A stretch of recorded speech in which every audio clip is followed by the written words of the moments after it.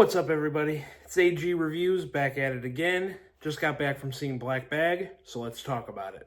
Black Bag is Steven Soderbergh's newest spy thriller, starring Michael Fassbender and Cate Blanchett playing George and Catherine, where Catherine is essentially accused of betraying her country in a conspiracy that is going on, and George is essentially, has to choose between his loyalty to his wife or to his country. Steven Soderbergh is a director who, has been releasing quite a few movies lately. A couple months ago, he released Presence, which was, a movie I was mixed on. I felt like there were some good elements, but I also felt like the pacing wasn't really all that great. But this film, I feel like his direction was really good. He does a really good job at kind of bringing some of the old spy thriller type, stereotypes and things that typically happen in those types of films, and it brings it into the modern era in a very refreshing way. And then another thing I really enjoyed by his direction and what he does in this film is that, this film isn't really action packed. This is more about, deceit and the psychological games that spies have to play and outsmart one another, and I felt like he just did a really good job with that in this film, where it's not a James Bond-esque, or I don't know, other popular spy franchises where it's just spies looking cool, doing cool action scenes and stuff like that. It really strips all that away, and at the bare bones, it's just about people who have to outsmart one another and figure out what is going on and figure out the larger conspiracy at play. And I really enjoyed that. It felt really unique in the modern era of blockbusters where, explosions and action scenes used to typically always seem to be, the focus going into movies like this. So I really enjoyed that perspective and that, way to execute on this film.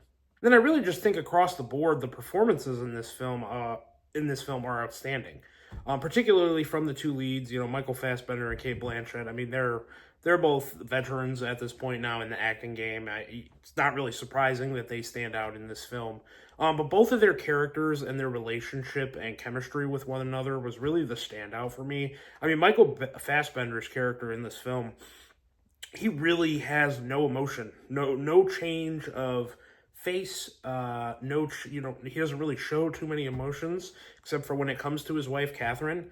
But even with that, it's like nobody would be able to pull off that role except for Michael Fassbender. That you're gonna say, hey, you're gonna be a character who's basically emotionless throughout the entire film. No matter what he's experiencing, he's essentially gonna keep the same expression, keep the same face, and make that character extremely intriguing. Only somebody with the skills of Michael Fassbender can really do that. And then when you look at Cate Blanchett, her character is very mysterious, very electric, very charismatic, and you can't really trust her throughout the whole film. Just with the way that the conspiracy and the plot is set up in this film, you don't really know, and that's overall for the cast, you don't really know who to trust in this film. And I felt like that was what was really clever about the script and about the story as it's unfold, is you're kind of raising an eyebrow to everybody in this film. There's no one that you can really trust, and that includes the two leads. I mean, there's plenty of doubt that's put in your head throughout the film about the two leads, but really their chemistry and their performances are the ones that really glue this film together and really stand out for me. And then to kind of piggyback off that, I mean, the like I said, the script of this film is very, very tight and very well done. Like I said, not really action heavy. It relies more on deception, secrets. It really battles with, like I said, personal versus professional trust.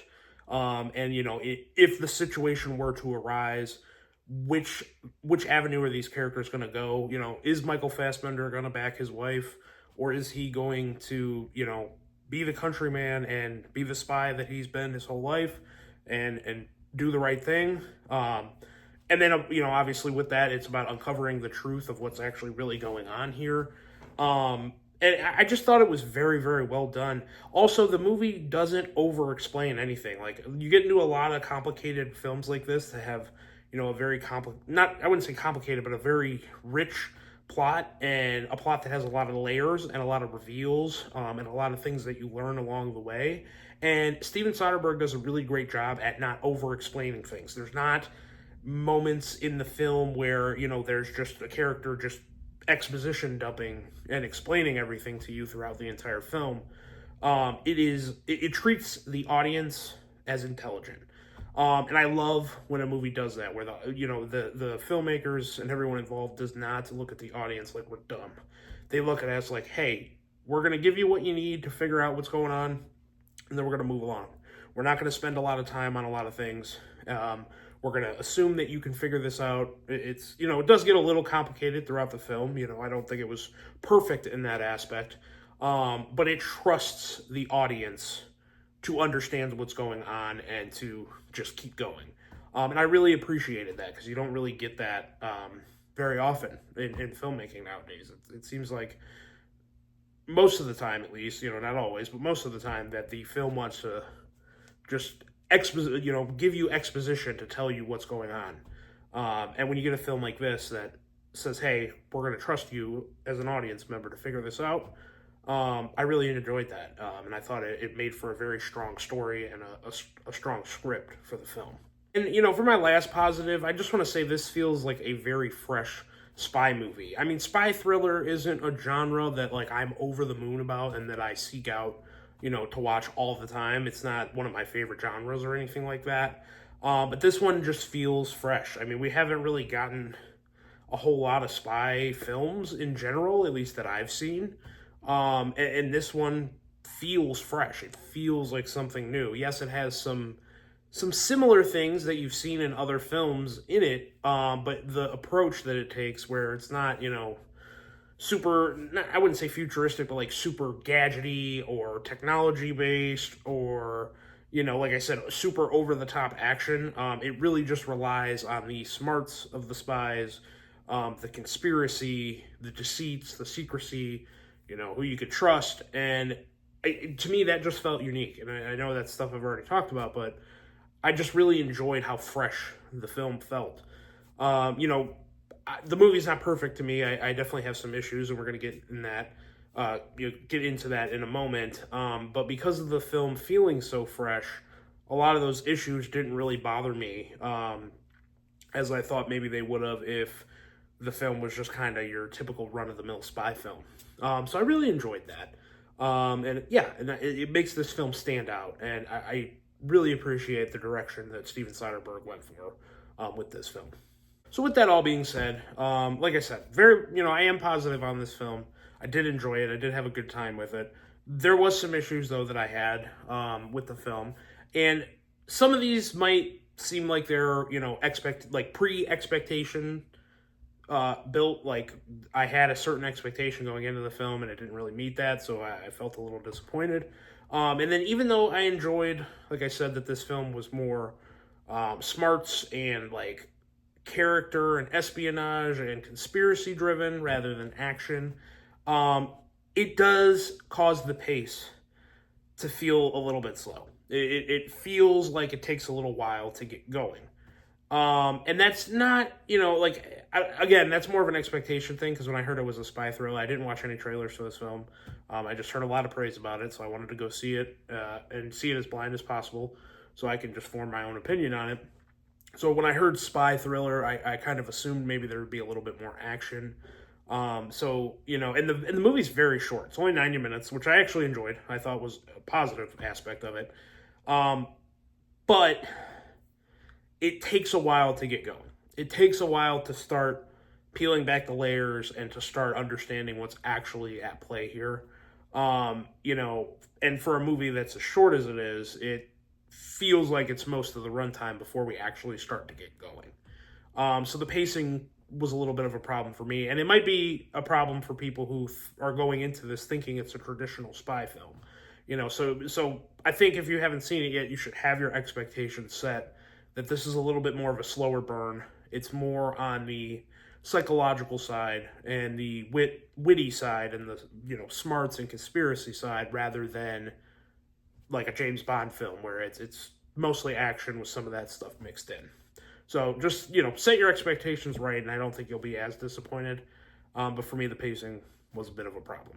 And then, I talked about before how I felt like, the movie did a great job of not really over explaining things and treating the audience like it was smart enough to follow along, which I enjoyed and I thought that was good. For some of the side characters though, that kind of left a little bit of ambiguity, and not in like a good way where it's mysterious, and then you kind of figure out what's going on. It was kind of just in like, hey, I don't really know what makes this character tick, or what the motivations of some of the characters are. And I don't want to get into spoilers, so I'm not really going to say who I think that on, but there are just certain characters that you just can't get a grip on, and you just don't understand their motivations and understand why they do certain things.